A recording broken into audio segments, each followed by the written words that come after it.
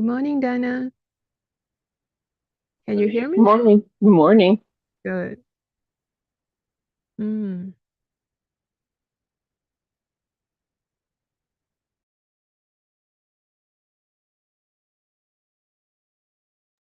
So, we wait for a while. Okay, still early.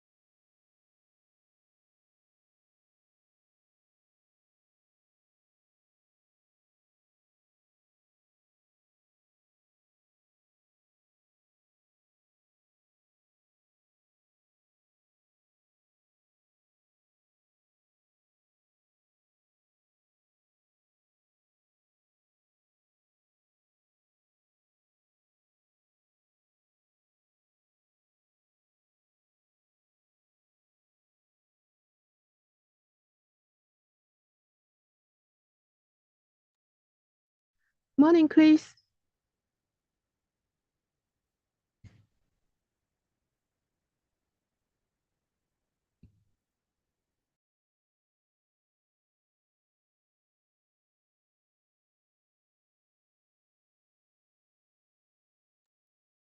Good morning. Hi, nice to see you. You just recently joined our program, like for a few weeks, right, Chris? I'm sorry. I'm sorry. One more time. Can you hear me? Yes, it's raining outside, so it's Ah, loud I see. over here. So, what I was saying is that these few weeks I saw you online on our program. Yeah, Yes. these few you join us, right? How I'm do you sorry. just these few weeks? Just these Oh, few I weeks at used to a time. come around when Ayya Sobana was here, but then I took a little break and now I'm back Ah, again. I see. Mm-hmm. Good to know you. Yeah. Good to have you guys here. Yes. Um, this coming to the end of Vasa very soon, in next couple of days. Yeah, I know. Ayya Marajina's flying out there on Thursday, she said. I practice with her here in Florida. I see. Uh-huh. Good to know. Hi, Daniel. Good morning. Good morning. Mm, how are you doing? Doing pretty good. I'd say, how are you? It's busy today. Oh, This I was morning. just setting up the computer at the last second, but yeah. Okay. So, we need to wait for a while for Ayya Marajina. Today, she will late the program, but she's having a Spanish program, so she will just finish and very close to our time back to back. So, Ah, yeah, she informed me this morning. But that's good. I could have some time with you all, right? Mm. yes. Uh, so today, this morning, and also afternoon, Margina will late. Afternoon, that, let me see. I respectfully, I think my Ayya Ah, Marajina is here. I, good morning. I cannot hear you. Good morning, Ayya. Good morning, Aya. Yeah, let me, Morning, um, everybody. yeah, let me make you a co-host first. Mm, okay.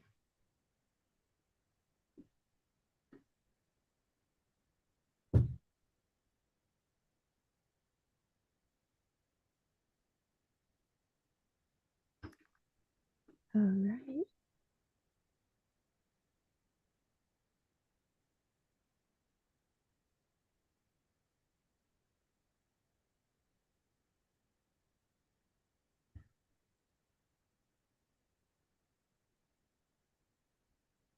Have Ayya, how I, was your class? yeah, have I been introduced already and when we're ready to go, or we're just Yeah, let starting? me introduce Ayya for a little bit. So today Ayya Marajina with us, being invited for late this morning and also afternoon programs. So I would like to introduce Ayya Marajina for those who are new here. So Ayya Marajina Bhikkhuni's life began in 2012 with Upasambhada at Aranya Bodhi Hermitage and the abundant, assaulted, and immeasurable compassion of Abbas and preceptor Ayatollah Bhikkhuni Mahatheri. After tiring in battle with Mara, Ayya Marajina turned to Metta Bhavana and the Manual of Insight by the Master and very venerable Mahasi Sayadaw. Ayya now teaches Dhamma Vinaya and Bhavana in English and Spanish in North Florida, Cuba, and in Spanish internationally via Google Meet. Ayya, the floor is yours, please. Thank you. Thank you, Ayya. So, welcome. I'm speaking from Fort White, Bhavaniroda Nilaya in North Florida. Today we're going to use metta as our meditation object. And there's a really important visitor here that I wasn't aware was going to be here today. So at some point during our meditation, if you look up and you see my screen blanked out, it's because this visitor has knocked on the door to the Dhammasala, and I would like to show them this very beautiful Dhammasala that was gifted to Bhavaniroda Nilaya for the Bhikkhuni Sangha just a few months ago. So please excuse me for that. Forgive me for that. I had no idea of this visit. But anyway, so let's make ourselves comfortable, and we are training the mind. And there's some traditions that train the mind through the body, but I have found it more amenable, at least to this body that's aging and painful, to work with the mind. So make yourselves comfortable, but please keep your back straight. And it's okay if you have to shift. But before you shift, just note why you're going to shift. If it's pain in your knee, sometimes just recognizing that pain is enough, and it'll go away. Sometimes not, but very often it just goes away. Same with like something itching. Just recognize it instead of going ahead and scratching. Now, if it doesn't work, then please, shift your posture, scratch that itch. We're not torturing ourselves. Meditation is not torture. It may seem like torture at the beginning, but it isn't. It actually becomes a very pleasant process that the mind looks forward to once it understands what's going on.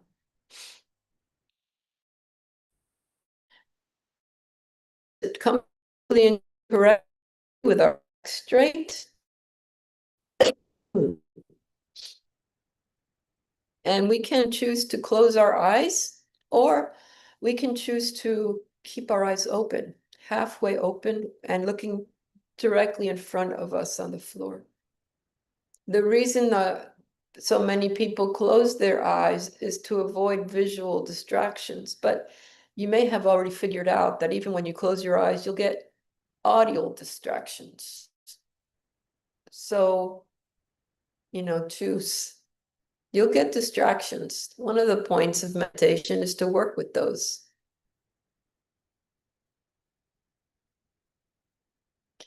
And so we breathe in very deep a few times.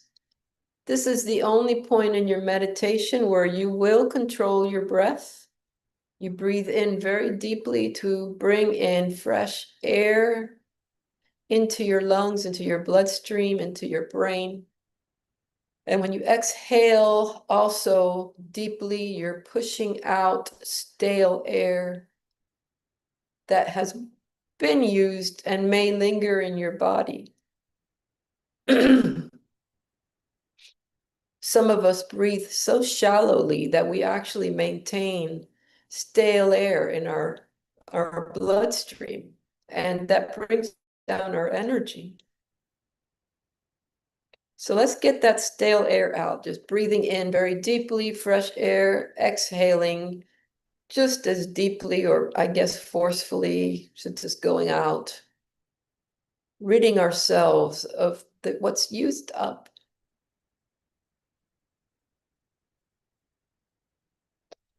And then from this point on, we do not try to control our breath. Just watch if else's breath, not our own. Find that presence of awareness that can breath as it enters and exits through the nose. You can observe it at your abdomen with the rise and fall of the abdomen.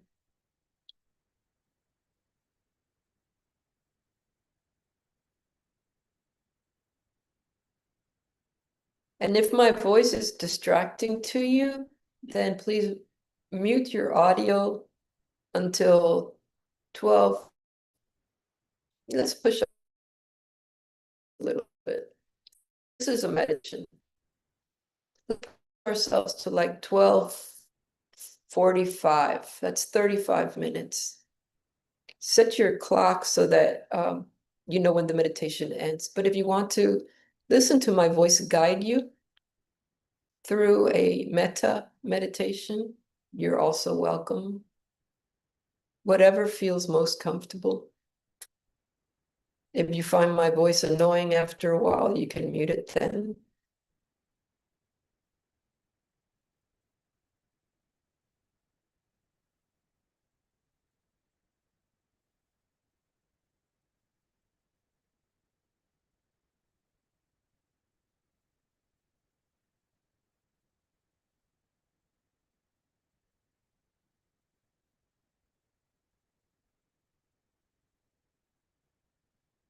So let's bring to mind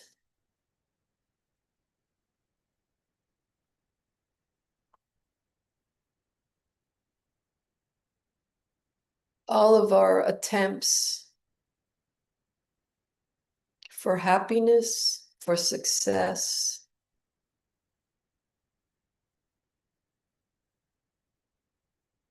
our attempts to help others succeed, for others to be happy, animal or human.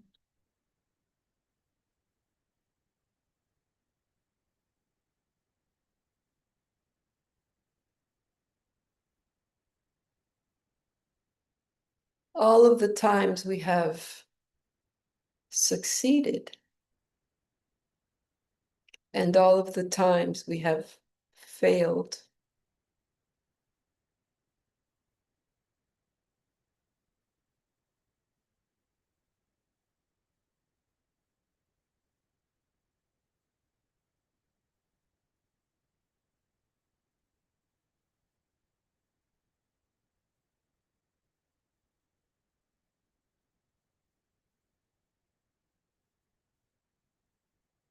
We can realize that success or failure does not make the difference.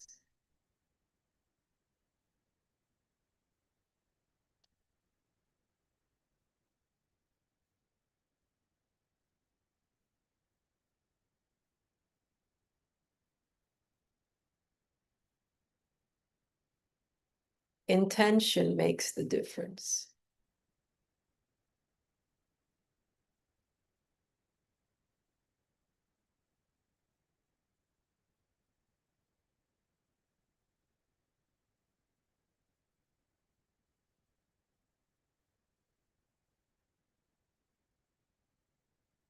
We can feel good about ourselves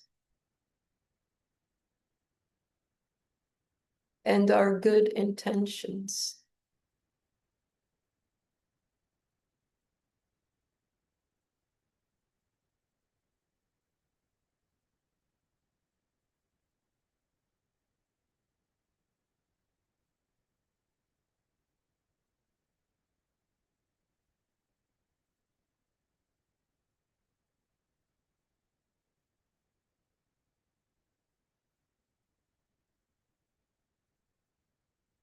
We can erase all negative feeling toward ourselves for failing.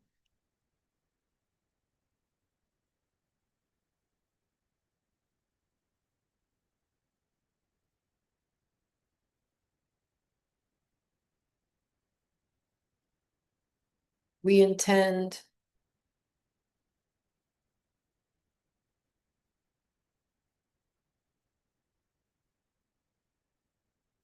with goodwill.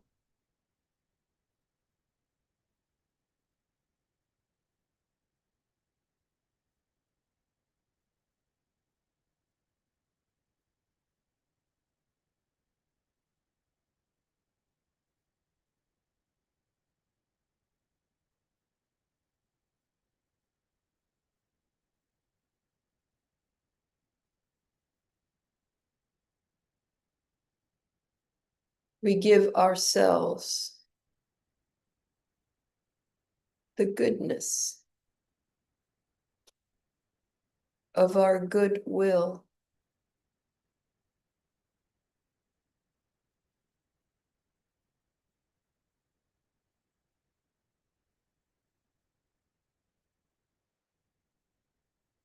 This is Metta Bhavana.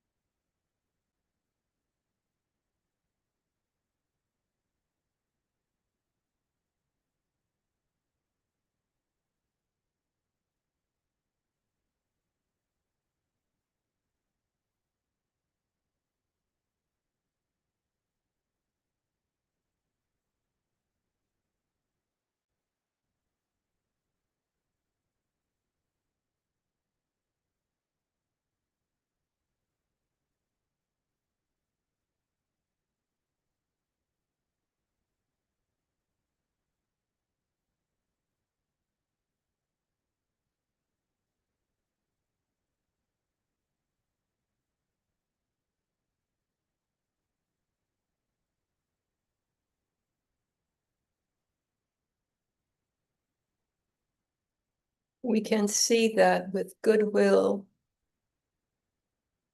our good intentions are not about success or failure.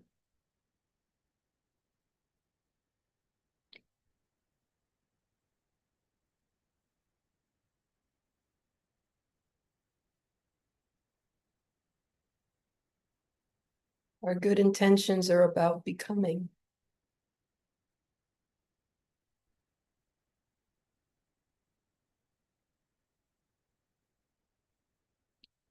Becoming metta.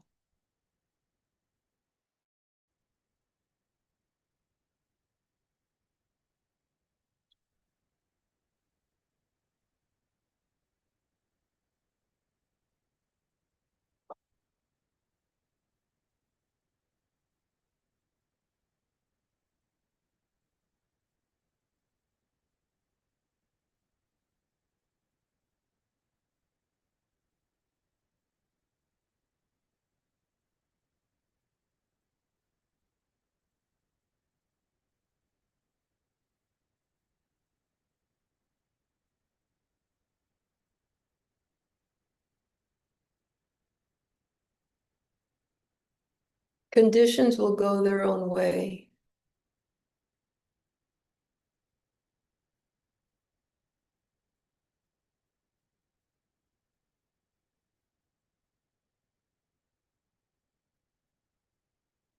Metta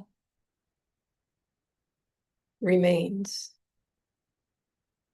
reborn every moment, moment to moment. There is rebirth in metta.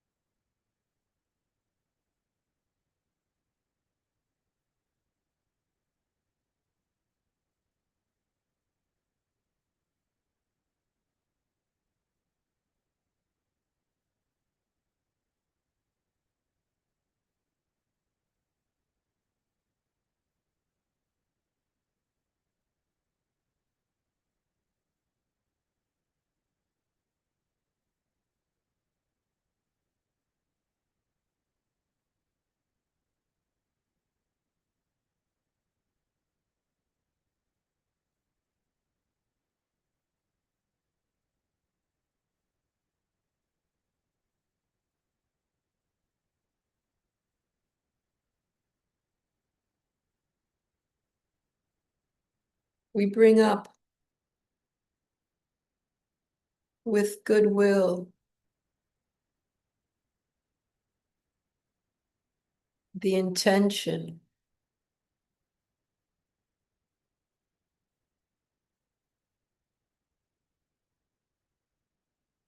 may all beings be at ease.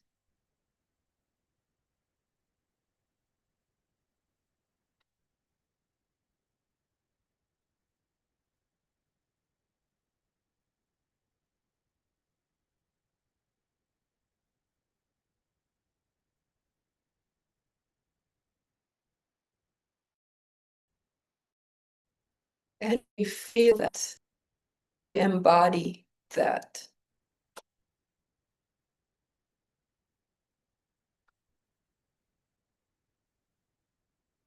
We close the distance between this body and all bodies with metta, expanding,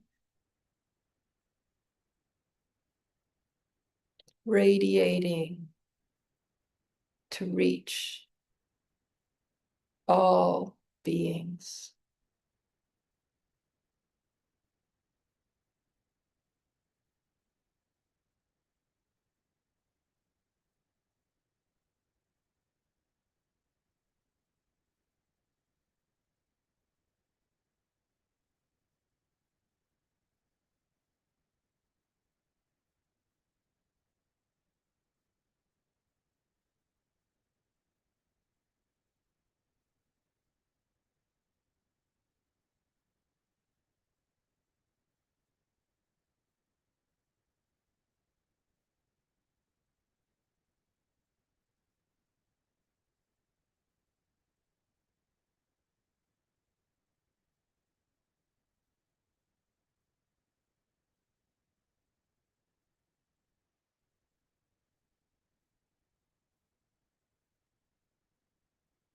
May all beings be well. May I be well too.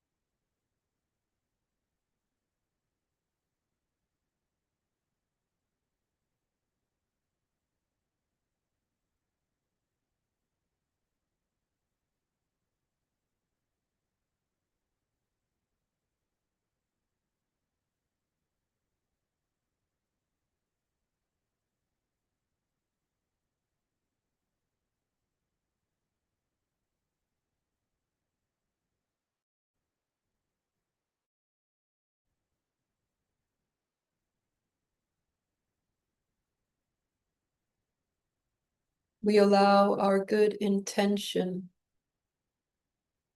of goodwill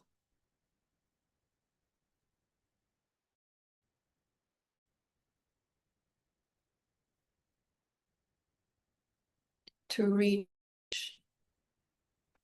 everything.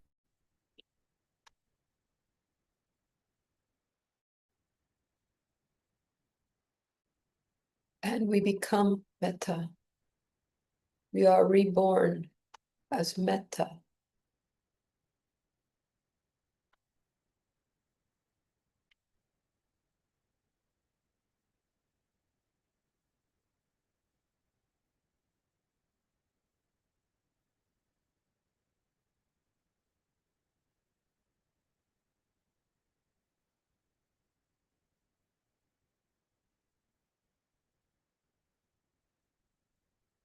Abundant, exalted,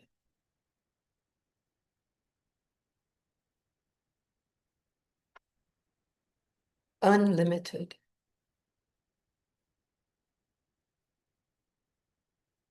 just metta. Nothing and no one else.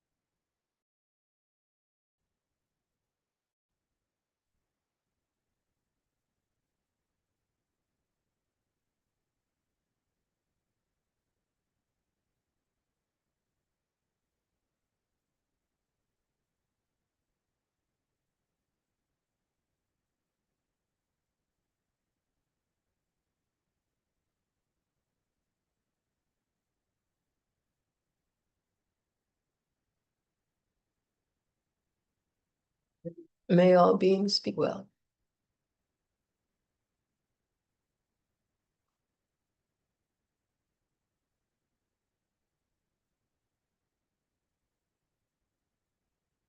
So hello again, everyone. There's a few of you have joined in. So we have 15 minutes left. And what I'd like to do, since I'll be back at your 1 o'clock sutta study. So if there's any questions about your meditation at that class, we can discuss those. What I'd like to do, though, is first give a very brief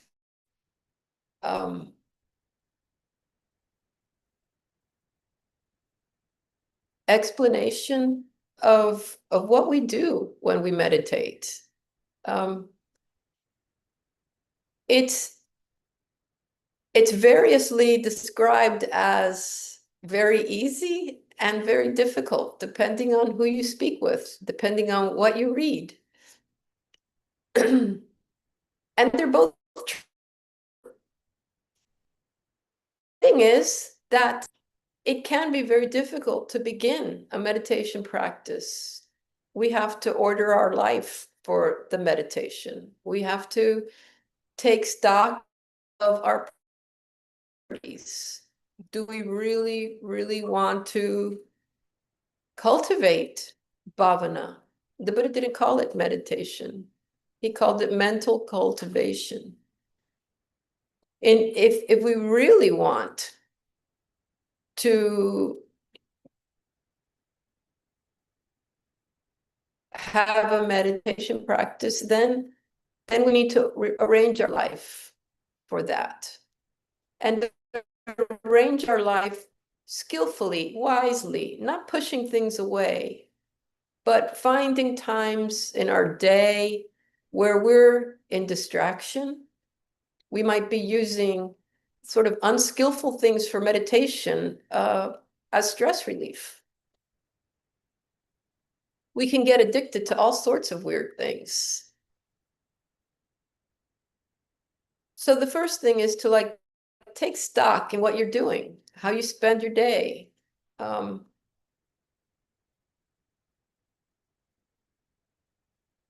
we prioritize meditation, then it doesn't get easy all at once.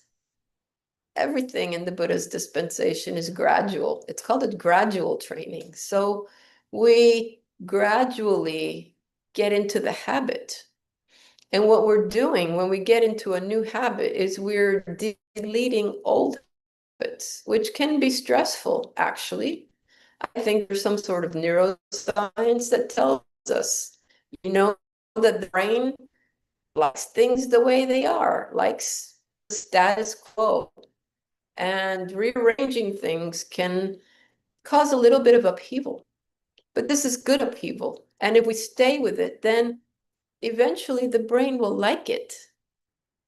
And it won't mind so much. But until we get there, it can be hard. It can be difficult at first. And also, I've read some scientific articles that say that it takes like 3 weeks to begin a new habit. But in my case, that didn't work for meditation. It took a while. It took longer. And I'm giving you all the same advice I read. But the best advice is to stick with it, to treat yourselves kindly, because it's normal for it to be difficult. It's normal for you to sit down, arrange everything, set your priorities. You got your clock, you got your cushion, you got your corner, you've told everybody to be quiet. You've chosen a time of the day or the night where the neighborhood is quiet, and still that brain won't cooperate.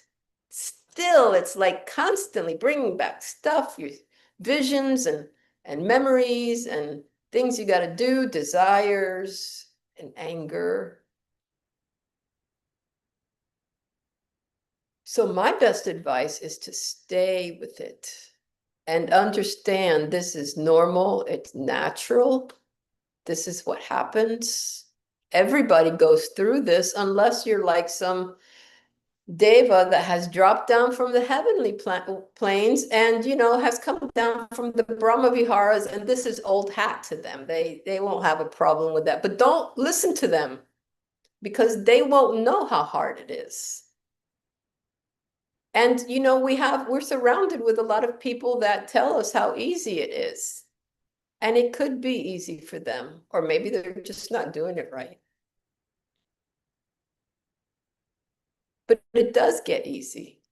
And so the people that also tell you meditation is easy are also being truthful. The jumping monkey mind. Yes, Diana. I call it the theory of language of bumper cars.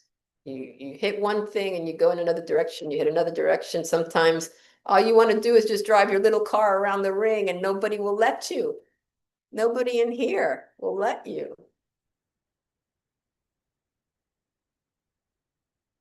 So you're not doing anything wrong if you can't meditate right away. Even 3 weeks, don't forget about that. You know, it doesn't work that way. 3 months, you know, of consistent practice, then you're getting somewhere. And you know you're going to be getting somewhere because you can keep attention on your breath for longer periods of time. Your brain will forget. So nice, so nice when it forgets all that other stuff. And then it will seem like, you know, not easy, but pleasant. And so you'll want to commit more time. You can have like very little time throughout your workday. But what I have found is that around 4 in the morning is a really good time to meditate. It's a really good time to like get up. There's nothing going on. Usually, you know, everybody's asleep in the house. The neighbors haven't gotten up and turned on their music or their, you know, whatever they do. And so you progress better. You progress better because sound is a huge hindrance. So whether it's very difficult for you or whether you're just not doing it well and you think it's easy, then you just stay with that. You stay with it. The breath meditation was the meditation object that the Buddha gave to more commonly to people because it's always with us unless we're dead. If we're dead, it's too late to develop a meditation practice. So do it now while you're still breathing.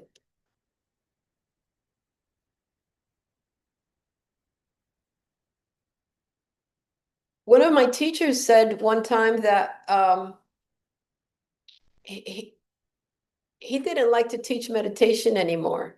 This was around, I guess, 2010, 2011, that he said something like that. And before, he took a lot of pleasure in teaching. He really enjoyed teaching meditation. And he had many students, international students. But what changed around, if you can remember, around 2010, 2011, for some a little bit earlier, for some a little bit later? Well, cell phones, but also internet. And so our brain, you know, our brain, it's not our brain. Because if it were our brain, you know, I would pay attention when we want to sit down, we've arranged our day, we've done all this stuff. And it just, you know, goes off into, you know, distractions because, ladies and gentlemen, we train our brain every moment of every hour, waking or asleep. We're training our brain.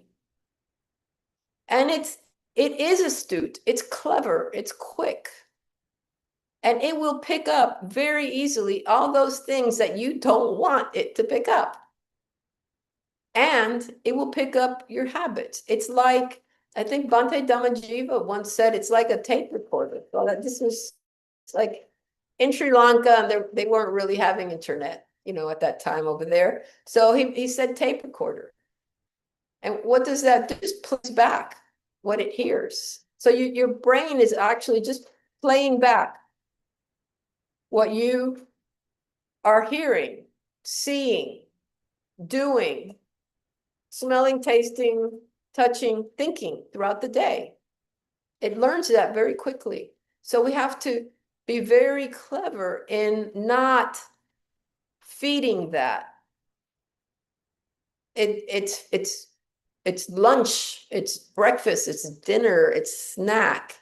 We have to be careful of how we nourish our brain so that we can get into this meditation practice.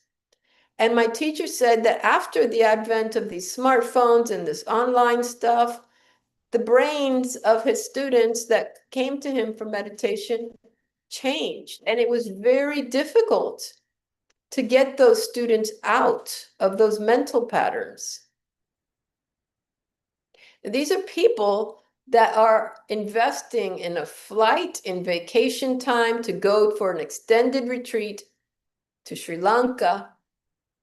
So these are people that one would think was sincere, were serious in learning and receiving instruction to meditate. And my teacher couldn't reach them because the brain was too busy.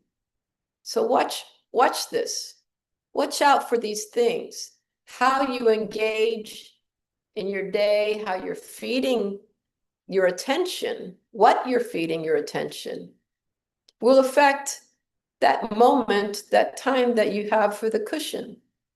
And I can almost guarantee that you spend much more time off the cushion than on the cushion. So those off the cushion times should be used for that very short on the cushion time. And this is my best advice to you. This is my first class for you. Maybe Dhammadharini invites me again, and we'll continue, Sure, are you? I hope We would like to, yeah. I will expand the time that we're sitting together in meditation, and then we'll just give a very brief class after that. And sometimes I believe I might be 1 o'clock class. We can, best use of this 6 minutes for later class. And I will try to make them sort of, what do you say the word is, like informing each other, like there be some sort of connect. So it's telling me my internet connection is stable. There's a storm outside. So with that, I will leave you thank you very much for your commitment to meditation. Please come back. Don't abandon me. Thank you so much, Ai. But before we leaving, I would like to do a little announcement for the Mandarini. Okay. So in the coming, the Mandarini would have the Katina ceremony in Aranyabodhi Hermitage, Jenner, on 18th of October, that's Saturday, 10 in the morning up to 4 p.m. Besides that, we would like to let everyone know that next couple of days, there's end of the Vasa for this year with Metta Bhavana Day. Then in December, in conjunction with Sanghamita Day, the Dhammadharini Monastery would like to offer a program on request, at least one final time for those who wish to be able to see the sacred relics of Arahanteri Sanghamita and Arahanteri Anulatesa, also to meditate in their presence. So the location will be at the Dhammadharini Monastery. Besides that, the last thing is we have planned for a very special event and important in person event for the benefits program at Dharma College on the 1st and 2nd of November. It is in the weekend. So all are invited. And when close to the time, then we will announce again. Thank you so much, Ayya, for the invitation today, and looking forward to see you in the afternoon, 1 p.m. Okay, Sadhu, sadhu, sadhu. sadhu. Bye, everybody. See you soon. Thank you. Yeah. Practice. Thank you, Ayya. Sadhu, sadhu, sadhu. Bye.